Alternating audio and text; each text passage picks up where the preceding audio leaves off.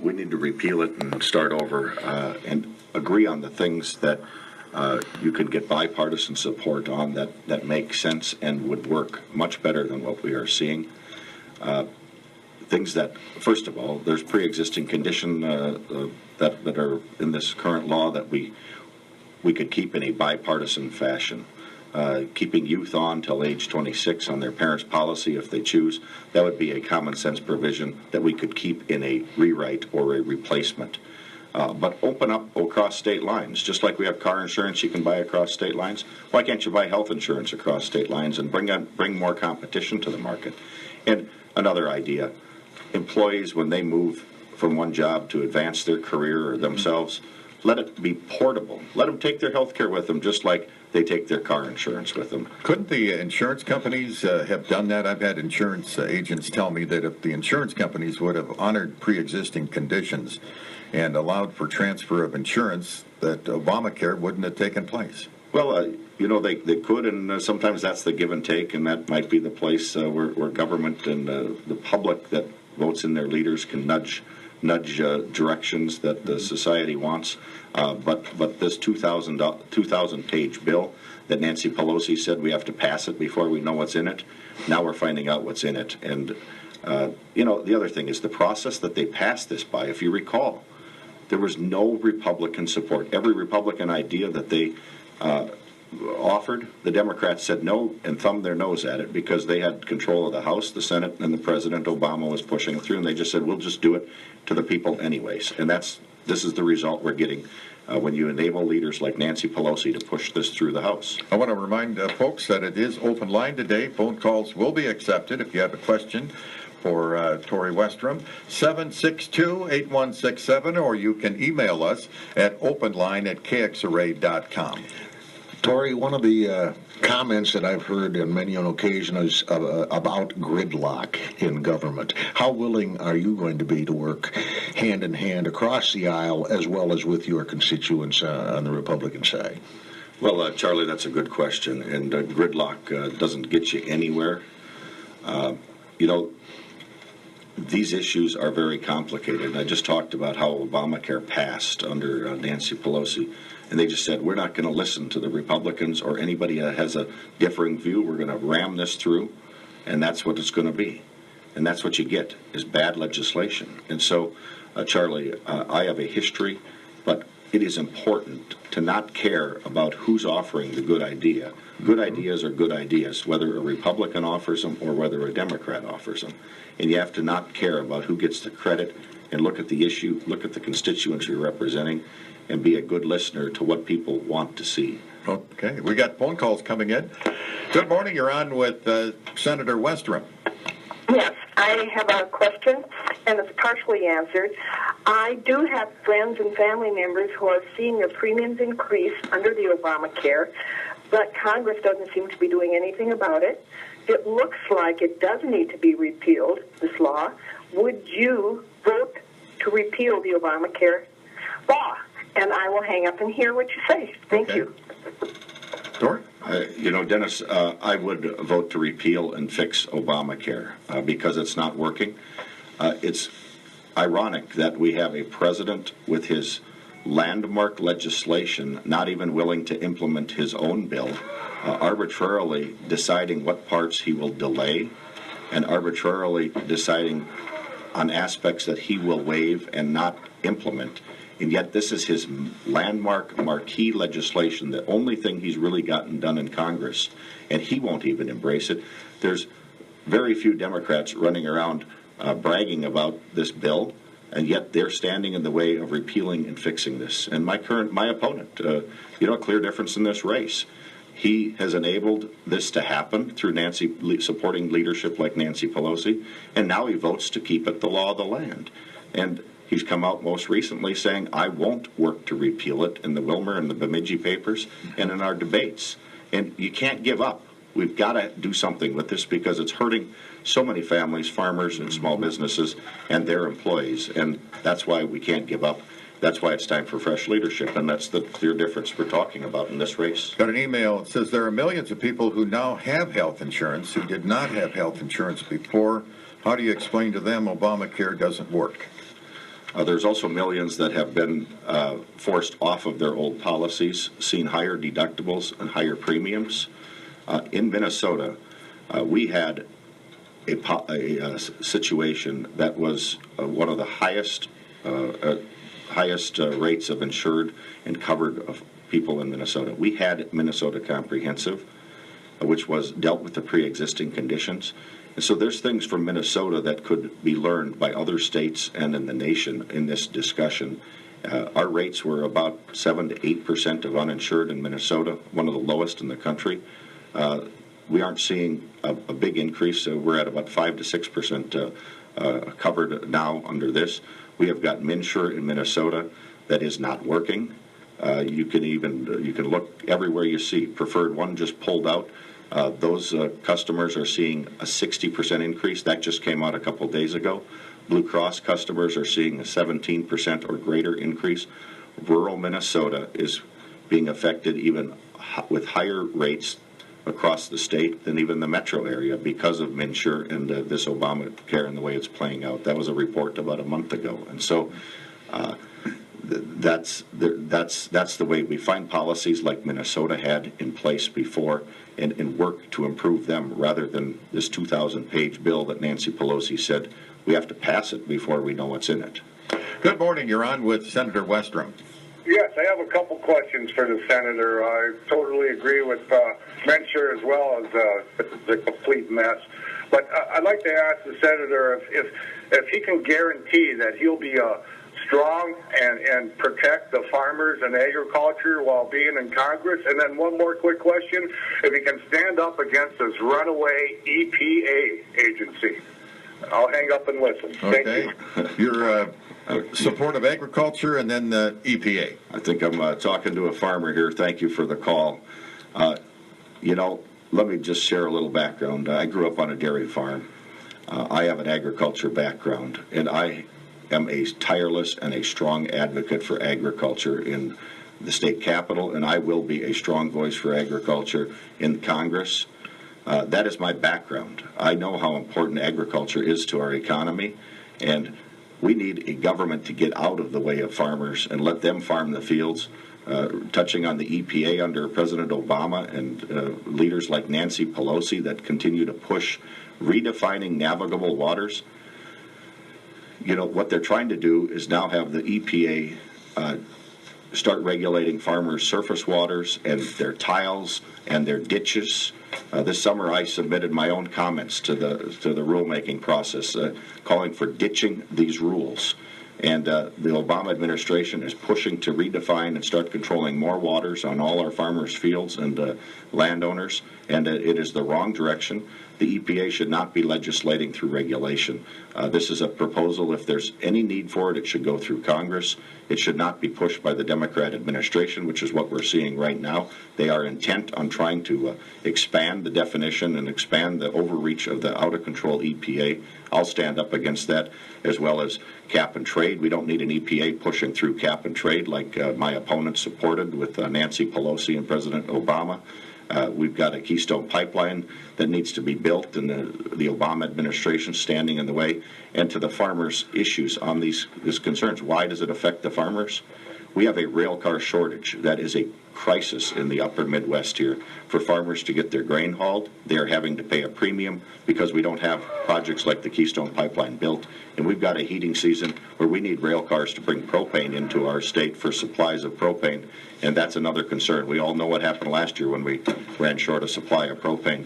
That's another reason why we need the Keystone pipeline and common sense projects like that for energy infrastructure. All right. We had somebody on hold, but they couldn't wait, so call back 762-8167. Our guest today is GOP candidate for U.S. House of Representatives from District 7, State Senator Tori Westrom. Let's talk about the minimum wage increase and the narrowing of the middle class. We had an email regarding that. And what's the question? The minimum wage increase. Well, this past year, the minimum wage went up in the state of Minnesota. You're probably aware it went up to $8. It will incrementally be raised now to $9.50. I know I hear from the border communities, especially where it might be different across the border, and restaurant businesses probably feel the effects of this the most. But that is the current policy. We are going above the federal policy of minimum wage, which is $7.25. Minnesota's 8 now. It will incrementally increase now to $8.75 this next summer, and then $9.50 the following year. It's out in the news today. Most Americans have much less in the bank for retirement than they need. New survey done for Wells Fargo shows middle-class adults have an average of $20,000 banked for their golden years. That's well short of the $250,000 they think they'll need during their retirement years. Nearly a third of employed middle-class adults say they don't think they'll have enough money to survive in retirement before going on the government. And that's with the baby boomers that are... And Dennis, probably the biggest thing that takes money out of your pocket and my pocket, what do you think it is? Taxes. Taxes, but then the gas prices at the gas pumps. Yeah. And I mentioned that. I mean, we have seen these gas prices stay high. I have read articles where the Keystone Pipeline and projects like that could bring down gas 20 to 30 cents just by getting that implemented and built into their energy infrastructure. So we do have that opportunity to be more independent and self-sufficient on energy in this country, and we need to capitalize on this energy opportunity we sit on right here in the upper Midwest. Of course, Ebola and how to fight Ebola is in the front page headlines. A lot of different things. We don't want to penalize the doctors that are trying to, or the nursing staff that's trying to help these people. But your thoughts, and so states on their own are coming up with their own plan. Well, and that's a reflection of a lack of leadership, this pattern of incompetence or lack of leadership out of President Obama and his administration. It just comes through and through time and time again. Ebola. I have been hearing from constituents and voters across this district, and I think it makes sense. We should have implemented travel restrictions weeks and weeks ago, and we still haven't got a president that's doing that. And so this is a very big concern that we should be taking more seriously, and our president hasn't done that. That's what I hear voters asking me. Why aren't we restricting travel on these folks? We know their passports. We know where they're coming from. Is it that hard? And it's not that hard to figure out. We should be doing that. Now you're seeing states doing it because our federal government and President Obama's lack of leadership on this. And the other thing on this, Dennis and Charlie, the voters need to have confidence in their government.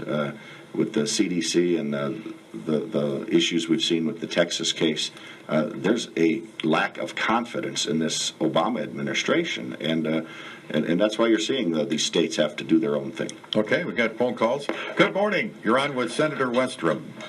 Yeah, I got a question here pertaining to the federal deficit. You know, during the last 6 years, we've just seen this deficit explode. And we hear talk from the Republicans about balancing the budget or a balanced budget amendment. And if that happens, we're either going to have to drastically reduce spending or we're going to have to drastically raise taxes. I guess I want to hear Tory talk about that. Okay. That's a good question and a good issue. Another one I often hear on the campaign trail is just folks concerned about their children's future and their grandchildren's future, because it's our future. We all have children and grandchildren to come that we want this country to be strong and offer the freedoms and the opportunities that we have all seen growing up and had in our lives. The federal deficit, the federal debt is now just about $18 trillion. That is a lot of money. Just this past year, they voted to raise the debt ceiling another $1 trillion, which will cover just 1 year of the out-of-control spending. And so to the question, first of all, we have to find a way to live within our means. Just like we do here in Minnesota, we have a constitutional requirement that requires us to balance the budget. Our forefathers were brilliant in putting that in place, because The federal government has demonstrated to us that they can't live within their means, and they will just continue to spend away the future. So we do it two ways. First of all, you have to put a plan in place. At this point, with all this debt, we have to put a plan in place at the same time you would raise any more debt ceilings. So in 5, 10, 15 years, we can get ourselves back to a balanced budget and pay this debt down.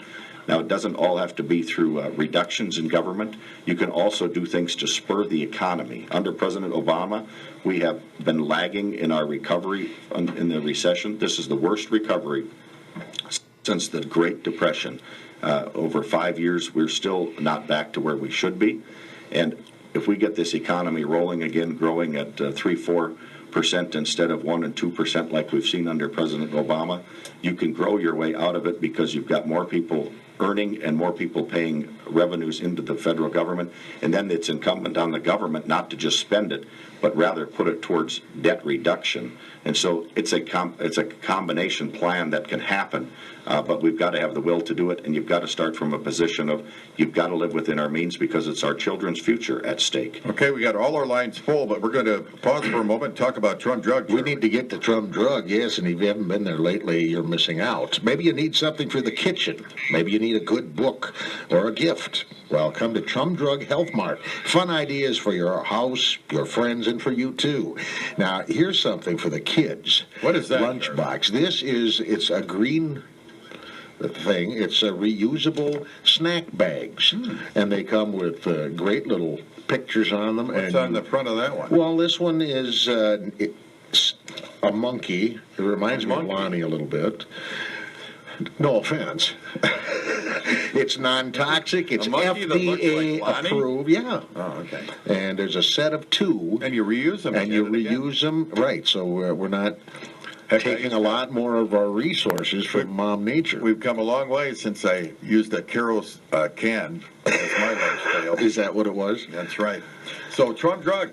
Yeah, and if you want to see it, you go to Trump Drug's Pinterest page. Pinterest? Okay.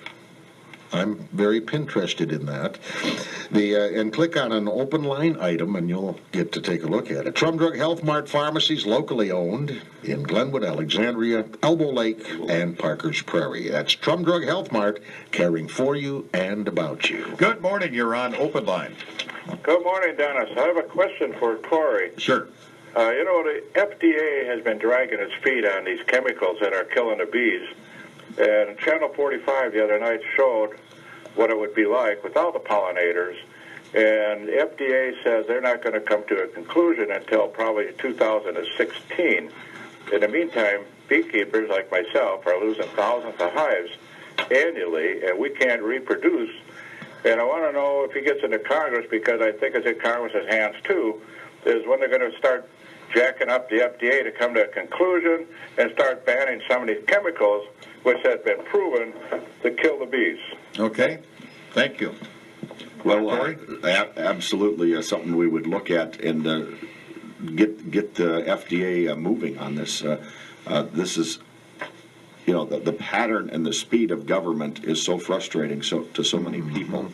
I just had this issue brought up to me about a week ago from somebody just raising some issues about this, and they had a lot more they wanted to follow up with me, certainly after the election, and I would encourage this caller to do that as well. I would like to have you update me on these issues, and certainly I would work with you and others concerned about this and get the FDA moving on this. Government, whether it's permitting, whether it's reviewing these things that are affecting people's livelihoods, it is so slow in so many places that it needs to speed up or get out of the way. Okay. Good morning. You're on with Tori Westrom. Go ahead. Good morning. Yes. Good morning. So my question today is about foreign policy. I grew up as a kid watching this Vietnam War, and one of the persons that I listened to most of my life was the late Paul Harvey saying our foreign policy is screwed up. We should be leading by example and not meddling. And whether it's butting heads with Russia or giving arms to so-called Syrian rebels, and now we're Afghanistan, Iraq, whatever, just like... What's your question? Because we're running out of time. I want his opinion on our foreign policy. Okay. Is that working, or what is he? Okay, foreign policy. Well, real brief, Dennis, I know we're short of time, but first of all, we've got to recognize some of these threats early on rather than what we've seen with ISIS and a president that's ignored this for so long that they continue to grow and fester and become a much bigger force to reckon with. And these beheadings and things that we have seen, we need to deal with this seriously early on rather than let it happen right here in our country. That is a concern of so many people.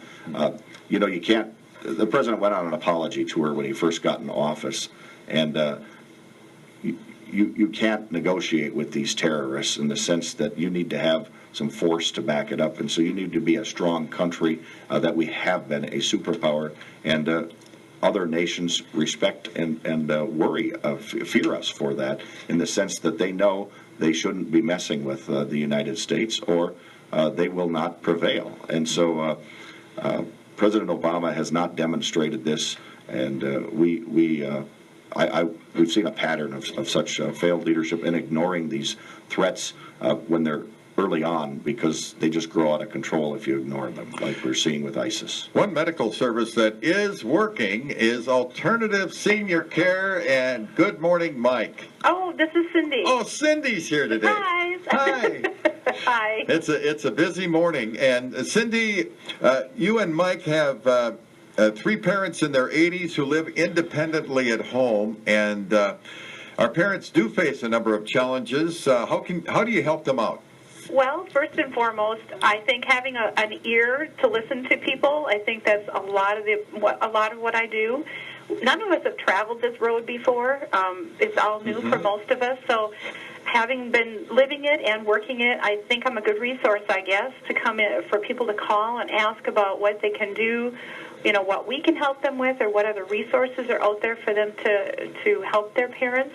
So we use our caregivers. I have a caregiver with my parents here and there throughout the week to help them with certain tasks in their home. So ultimately, I want to keep my parents, and that's what they want to do, is stay in their home as long as they can. And it's a lot less expensive than going to the nursing home. It's a lot less expensive and a lot less intrusive. As long as I feel they're safe, they can stick to their own routine and eat their own food and do the things that they've always done without having to change their ways, I guess. And they can pick from an a la carte menu, can't they? Pretty much, yeah. We sometimes we just start with a little bit of cleaning, but we can do everything from cleaning, cooking, to bathing, dressing, all the way up, shopping, companionship. We have a nurse that can come out and help with medication setup or any other things that are going on, maybe a diabetic care or something like that. So, yep, from the very simple, from cleaning all the way up to nursing. So. And people can line up a free, no-obligation assessment. How do they go about doing that, Cindy? They would just give us a call here in the office, and what we do is I come out and I visit with them, and like I said, there's no obligation.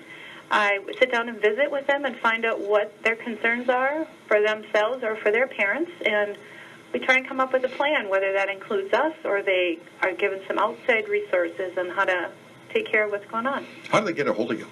Our number in ALEC is 320-763-7627, or our 800 number is 866-352-3350. All right, and you meet with not only the person you're going to care for, but their sons and daughters and family members. Yep, we have lots of family meetings. All right. Okay. Very good. Have a great day. Thanks, you too. Yeah, bye. Bye. That is a great service, Alternative Senior Care in Alexandria. We'll take a break, and we'll be back with State Senator Tori Westrom, candidate for District 7, U.S. House of Representatives. Phone calls are welcome.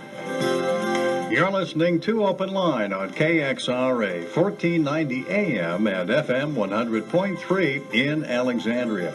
It's time now for Weather Eye. This is Weather Eye. I'm meteorologist Jennifer Wojcicki with your Alexandria Lakes area forecast. We'll see a few spotty showers here for today with cloudy skies and temperatures holding rather steady. For tonight, mostly clear, a low near 21. By Friday, mostly sunny skies, a high around 37. Friday night, mostly clear, a low near 23. Saturday, mostly sunny sky conditions as we'll see a high around 41 degrees. For KXRA, I'm meteorologist Jennifer Wojcicki. Thank you, Jennifer. Currently downtown, we have cloudy skies, temperature at 39. Wind is calm this morning. Once again, we have cloudy skies and 39 degrees downtown Alexandria. That's Weather Eye, and now back to Open Line. And our candidates forum continues with State Senator Tory Westrom, who's running for the U.S. House of Representatives under the GOP ticket in District 7. Good morning. Yes, I got a question for the senator. Sure. When counties such as Douglas County implement a 0.5% tax, like the county commissioners did in Douglas County for just about everything taxable in this county for the purpose of road building, what's your take on that compared to letting the tax on gasoline do what it's supposed to do? I'll hang up and listen. Okay, thank you. Tory? Well, that is an option locally that counties can choose to implement, and I come from the cloth of local control is probably best decisions, and if it doesn't work, they can repeal it or find an alternative to it. The gas tax is probably a good source of revenue for roads because those that use it pay it. And it is dedicated towards road building and maintenance and management of the road system. Now, I think under the gas tax, there's probably ways we could find more efficiencies, and we saw a lot of groups raising that concern this year that the state of Minnesota hasn't pursued finding more efficient ways to build roads. They just raised the gas tax 5-6 years ago, and so. I think the local control option is okay for the local control. If they want to do that locally, that's an option they can have. And if they don't like it, voters can vote the commissioners out or talk to them and ask them to change the policy. And local control is the best form of government. Is kind of what I think. Good morning. You're on with Senator Westrom. Yeah, I would like to get a little more personal with my question. A lot of people in our area and in our district, we have a lot of talented people, but there's no jobs.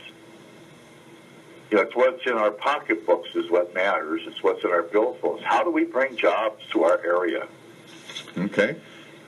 Tory? Well, first of all, as I've kind of talked about with bigger policies like Keystone Pipeline, the time of government, with the beekeeping question and the FDA being so slow, we've got governments that are doing permit review, and they can drag out the review process so long that they frustrate small businesses trying to start or expand, and they either decide not to go through the process, or they go to another state, or worse, if they go to another country. And so, first of all, we've got to find ways to get the government out of the way or work more harmonious with the people. We were just down in southern Minnesota yesterday, and it came up over and over about, the government should be an ally, and if there's issues they're trying to regulate and oversee, they should be a helpful hand rather than just a hammer to hit the business with if they're trying to work on a compliance issue or things like that. Have them help them. That's the input I was getting from the business I was visiting yesterday and their employees. And so that's more the mindset we need to see. Government work with the businesses that are trying to expand and do the right thing and create jobs in our communities. The other thing is you got to have a tax policy that's not burdensome and not an incentive to go elsewhere. And lastly, we need to this Obamacare, we started out with it. Repeal it and get this off the backs of so many small businesses right now and fix it with something that works, because right now this uncertainty is creating a lot of delay and indecision with businesses trying to expand, because you get 50% premium increases. Like I visited with a business right here in Alexandria, two recently, 53% increase and a 75% increase. These are two small businesses right here in town. You get that kind of a hit from a government policy like Obamacare, and it stymies your ability and your idea of wanting to expand your business. And so we've got to get government out of the way rather than continuing with these policies under the Obama administration and the current leadership. Got several phone calls, so limit your question. Good morning. Hello. Yes, I have two questions for the senator. Okay. First one is, what does he think about letting people put their money into the stock market with their Social Security? And second, does he know for sure, or does anybody know for sure, how much the government owes Social Security if it's ever going to get paid back? Okay, two questions. Thank you. Okay, first one, change the Social Security system? Well, you know, if people want to put their own money into a system, certainly with 401ks and that now they can do it. Any reform to Social Security, I have advocated we first make sure a promise is kept to those using and at retirement age or near retirement age, so the system stays the same for what they expect, what they were promised. And if people at a younger age want to consider that, and that's what the voters want themselves, but I would not suggest it's a mandatory system at all. It would only be a self-choice if people wanted to do anything like that. But we do need to deal with this bigger question of Social Security. In 20 years, if we do nothing, in 20 years, Social Security will be broke. And there's a lot of future generations that will not have this system in place that's a safety net and a retirement payment once you hit retirement. But so I think we need to look at broader reforms. There's talk about in a bipartisan way, you have to come together and come up with reforms. No party is going to have the one answer to this. You've got to have Democrats and Republicans working on this. Good morning. You're on with the senator. Yeah, Tory? Yes, go ahead. Say, my question relates to the MNsure rates are coming out, I think, the 10th of November, if I understand correctly. Yeah, funny. It's a week after the election, huh? Yeah, and the GNP is up today. There's a big report up, but these health costs that go up 20% per year got to be a bear on our economy, don't they, and how we can keep going with this. And I just want to sit back and listen and see where you think we can make some changes, because I don't think these healthcare costs can keep on rising. It's just going to put a burden on everybody in the middle class. Okay. Thank rising healthcare costs. Well, thank you for that question. I mean, and, you know, Dennis, this is representative of what I hear everywhere. I've been in northern Minnesota, I've been in central Minnesota, and I've been in southern Minnesota. And this issue of Obamacare and the notices and the premium increases that people are seeing, and the MNsure website, that's the Minnesota version of Obamacare, that's not working. People can't get answers. They have to sit on hold for hours and hours. This is just reflective of what I hear. And then the net result is 20, 40, 60% increases. 20%, unfortunately, is the low end of the increases. Do you think the people upset with Obamacare will resonate at the polls Tuesday? Well, I sure hope so, because this is the opportunity to change and send a message to President Obama and the current leadership that, you know, Congressman Peterson enables this to happen, enabled Pelosi to deliver us Obamacare, and votes now to keep it the law of the land. And so this is the opportunity for change. Okay, we've got all the phone lines lit up. Good morning. Good morning. Yes, what's your question? A little more personal. I've always heard Tory mention he's a small business owner, but I don't recall ever hearing what that small business is, and I wonder if he would share that. Okay. Thank you. Yes, thank you. Yeah, go ahead. Dennis, I worked my way through law school, and I have a small business. I'm a lawyer over in Elba Lake, a solo practice, and my wife and I also have a real estate company as well. Okay. Good morning. You're on with the senator. Good morning. Hello? Yep, go ahead. I almost hung up on you. Go ahead. Okay. I think the 18 trillion is one of the most important in debt, the most important things since the election, and it ain't talked about much. Well, what's your question? And do you know what interest we're paying China? On our national debt, is that your question? Yeah. Okay. How serious is our national debt to our economy? Well, it's a huge, it's a big issue. I have talked about this national debt, and I hear about this from people, so thank you for the call. It does need to be talked about because everybody kind of wants to sweep this big issue under the rug, but the reality is for every dollar the government is spending, they are borrowing 40 cents of it in order to spend it. And, there's a big difference between my opponent and I. He's supported raising the debt ceiling without putting a balanced budget in place, and that's irresponsible. That's our children's future that he has saddled with this $18 trillion. Mm-hmm. When Congressman Peterson went to office, do you know what the national debt was?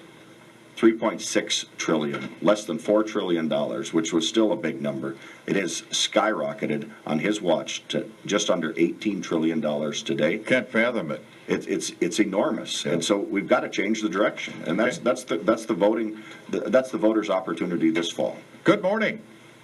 Good morning. Yes. Say, just wanted to get Mr. Westrom's view on universal health care like Canada is. Would you think that would be something the United States should look into? Isn't that something that it looks like we're headed towards at some point in time? Well, universal health care. That is the President Obama's push.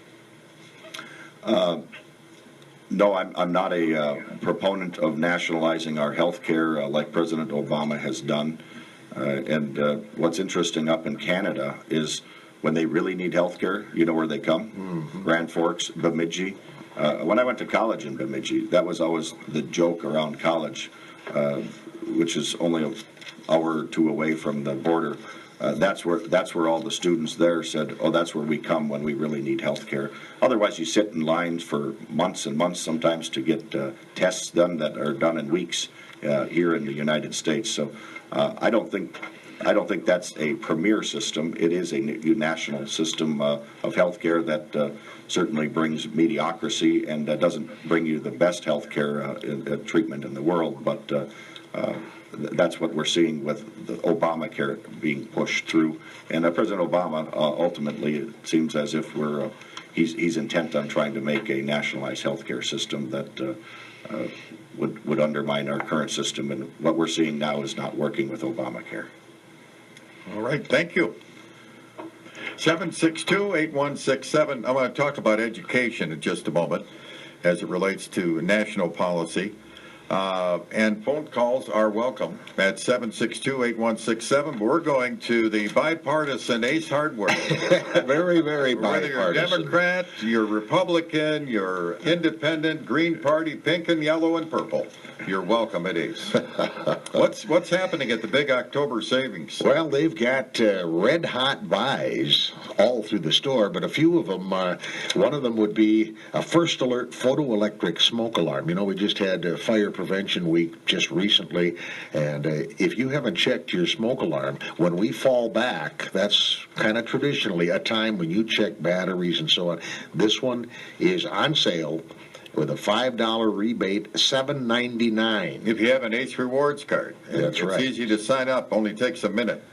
And we also have carbon monoxide detectors. I didn't think you needed those for a long time, and then a family that I knew, and I was a fireman up in Miltona, they almost succumbed to carbon monoxide, so it was something that How much is it, Charlie? It is $12.99 after a $5 and I renewed and picked up a fresh household fire extinguisher at Ace.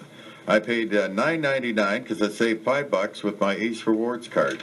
And, of course, many other items for sale at Ace. Insulation supplies. You can get your furnace filters, 3 for $9.99. And I went in there and I bought 8 window insulation kits. And that way I can heat my four-season porch and not notice any change in my heat bill when I put the plastic on my porch windows. You hunters out there, of course, deer season's right around the corner, and you can buy an electric smoker for $99.99, and you'll get a free bag of barbecue smoking chips to make that Ace Hardware, downtown jerky. Alexandria and Long Prairie. I don't know why this is, Tori, that when I see these campaign ads on TV, they never put their opponent in full color. It's always black and white, and you got these dots on your deal. Do you take personal offense, or family members feel bad when they see you criticized in those campaign ads? Dennis, it's unfortunate the levels political ads have come to. What's the lowest that you've seen? Oh, I can't even say it on the air. That bad. Dennis, but you've been accused of running up bills, and your housing is free. Explain that one. It's crazy because what they're using for reimbursements in that ad specifically is every rural Democrat and Republican gets housing reimbursement to have an apartment or a place to stay down in St. Paul, and somehow that's an expense that is. I'm not entitled to under these ads by the Democrats. Every Democrat and rural Republican legislator gets. Do any other House representatives and state senators reject that housing help, or do they all accept?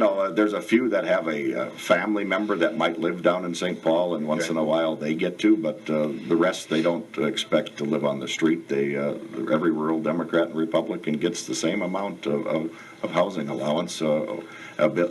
An ability to have a place to stay when you're working in St. Paul. That's what it is. Let me ask you this regarding campaign ads again. A lot of PACs, whether it be the DFL, National Democratic Party, or the Republican, say the ad that's running has not been endorsed or approved by the candidate, but they come in there and they're some of the most sharp ads. Sure. Do they contact you ahead of time? Oh, no.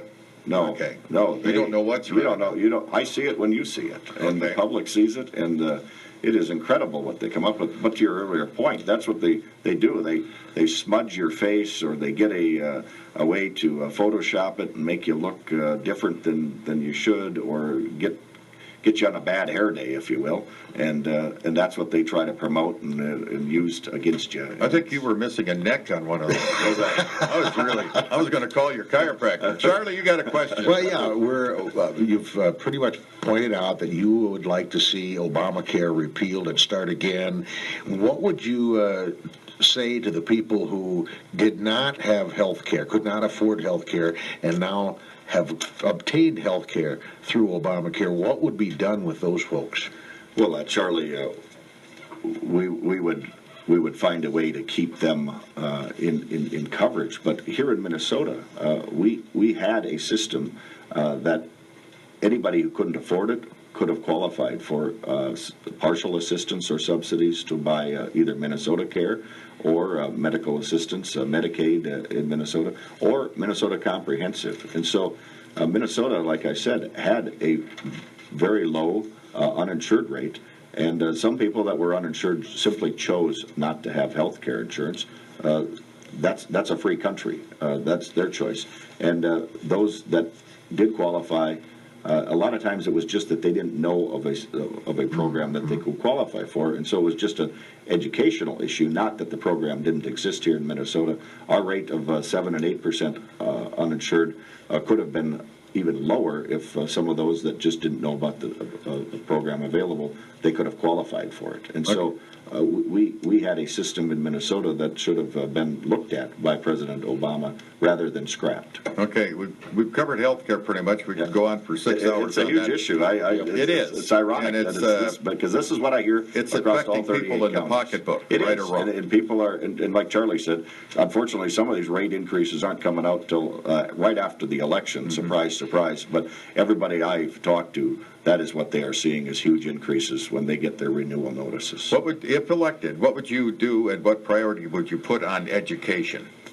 Well, Dennis, education is and the rising cost of I think the average student has $30,000 or more in debt when they graduate, and everything. Your thoughts on education? Well, one thing is student loans and the ability to refinance or have low interest options when students get out of debt or get out of college with debt.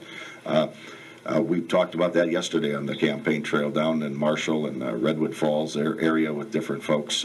That is one suggestion that I would support and like to see. In a lot of cases, students are able to consolidate and get lower interest rates, but making sure that could be a possibility. The other thing is jobs. So they have jobs that match their educational training. And one of the things I continue to hear across this district, it's a good problem to have, is our manufacturers are hungry and looking for employees that are coming through training courses at technical college like we have here in Alexandria or elsewhere across the district to match their industry needs. And they're good-paying jobs. Oh, they're good-paying jobs, and they're welding, but there's getting so many robotics and technology and manufacturing that they need training, and these businesses are saying we just need to see more programs being pushed for, so we can have enough educated students coming through, and so there needs to be a better matching up of where the jobs are and what our college courses are putting forth. So students come out. You can't pay your debt back if you don't have a good job opportunity. That's right. And so we got to match those up. But we've got some of those opportunities across right here in Douglas County, but across this district, there's a great need for welders, manufacturers, technical folks at these companies. DigiKey up at Thief River Falls, they're offering signing bonuses. They're actually busing employees in from Bemidji and East Grand Forks to get them to Thief River Falls, where they start at $16 an hour. Do we need a national commitment to expand broadband to our rural areas across our nation, just like the commitment we did for REA to bring electricity 10 miles down the road to a farmer and the interstate and things like this? That would help spur job growth in small towns where people can stay in their community and still work out of their home. Right, and Dennis, I think we've seen a commitment, but sometimes there's a place where government can nudge or bring the profile to an issue like the rural electrics, like broadband. But we are at a point where you can work with the industry. In Minnesota, we've done that. We've offered some competitive grants for industry in underserved areas, rural areas that are tougher to serve because aren't able to make the business case where they can get payback for running 2, 3, 4, 5 miles of fiber to a end user that may go south in the winter and they might only use it 6 months out of the year. And so those are cases where government can be a helping hand and make it work. But industry, in large part, they have to be able to make a business case so they can have payback and return on their investment. And so those are places you can partner across rural Minnesota. And you're right. People can move the jobs and have jobs right here in Alexandria or around the lakes or in small town Minnesota, rural Minnesota. And what a great opportunity to be able to run those types of businesses right here. Tracy, Minnesota, southern part of this district. I was down there a month or better ago. Small business worldwide ships CPAP machines, reconditioned CPAP machines, all over the country and the world, right out of Tracy, Minnesota. What an interesting business. Certainly they use the internet for most of their marketing and orders. Win or lose, it has to be a lifetime experience to run and cover the district and meet so many people you've never met before. It's always phenomenal, and it's always eye-opening to see what is going on in all of our communities across western Minnesota and across the state. It is a great experience, and by and large, the people have been very friendly, receptive, and we've just got a great Minnesota Nice. The reason we are called Minnesota Nice, I see it every day out on the campaign trail. Okay. With about a minute or so left, why should listeners vote for you, Tory? Well, Dennis, as I've said, like most Minnesotans, I am tired of excuses out of Washington. And our children's future depends upon reining in the out-of-control spending repealing and fixing Obamacare and stopping the big government overreach we are seeing, like the EPA and redefining navigable waters and affecting our farmers, our businesses, and trying to create jobs. We have got to stop that because our children's future depends upon it. And so, as your next congressman, I will dedicate the can-do attitude and the perseverance I've had my entire life to representing our Minnesota values in Washington. And the common sense we have here in Minnesota is what Washington is lacking right now. And 24 years is long enough for the current congressman. If he hasn't fixed the problems in 24 years, they're not going to get fixed.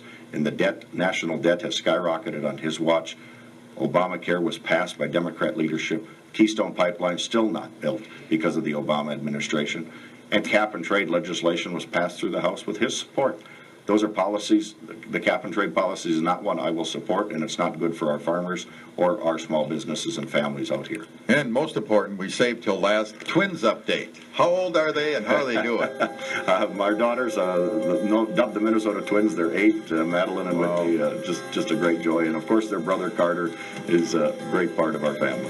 Thank you, and for being here today. Thank you, Tory. Thank you. Senator Tory Westrom, candidate for District 7. I encourage everybody to vote November 4th, please.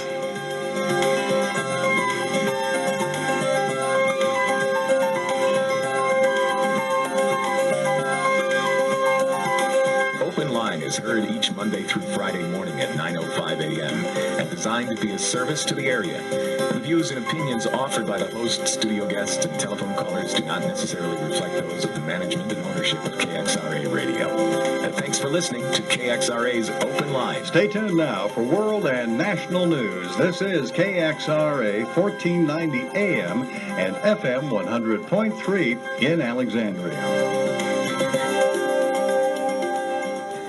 NBC News Radio. Stats this morning show a 3.5% boost for the third quarter, beating expectations. CNBC's Steve Leisman says part of the reason, stronger government spending. We got a pretty hefty increase here, 4.6% with 10% on the federal side, and all of that looks like it was national defense. Meantime, jobless claims up slightly, but still well below 300,000. Old engines may be to blame for Tuesday night's explosion that doomed a resupply mission to the International Space Station. NBC's Tom Costello. There's intense focus on the engines because it looks like that's where the failure occurred. These engines were made by the Soviet Union more than 40 years ago, but they were never used until now. Orbital Sciences stock taking a big hit. On Wall Street, blue chip shares sharply higher this hour. And move over ghosts and goblins. Retailers say Disney's Frozen, along with Teenage Mutant Ninja Turtles, are top costumes for Halloween this year. This is NBC News Radio. New Jersey Governor Chris Christie showing his combative side once again. Is somebody like you who doesn't know a damn thing about what you're talking about. So listen, you want to have the conversation later? I'm happy to have it, buddy. But until that time, sit down and shut up. The potential 2016 presidential candidate dealing with a heckler during a rally to rebuild parts of New Jersey coast devastated by Superstorm Sandy 2 years ago. A terminally ill woman who made public plans to end her life this weekend has had a change of heart. 29-year-old Brittany Maynard, in a tearful new video, says she still feels good enough and still has enough joy with family and friends to postpone that decision. Apple CEO Tim Cook has publicly come out as gay, writing in Business Week that